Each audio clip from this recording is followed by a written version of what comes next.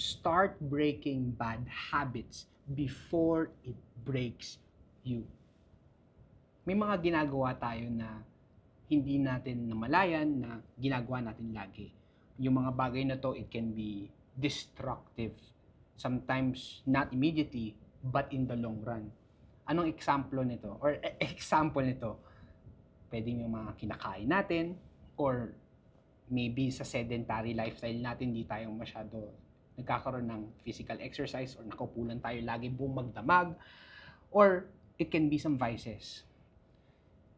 That will take a toll sa katawan mo. Ngayon, yung nasa 30-ish. Ayun, 30-ish. Nung mga kabataan ko, yes, kabataan, yung puyatan, kala mo, laban lang ng laban, walang tulog ng ilang araw. Pero as I grow older, ngayon nasa 30-ish, hindi na kasing lakas eh. And alam ko, it will take a toll din kung mas or tinutuloy kong iabuso. Kaya, importante dito, maging self-aware na tayo. While we have time, while we have the chance, maybe it's the food that we eat, our lifestyle, it can be spending expense, it can be a bad relationship. Break those things, yung mga toxic na yan, para you can live a fuller life, and at least itong mga bad habits na to, hindi ka mabibreak. Yung mga bad habits na to, replace it with the good ones.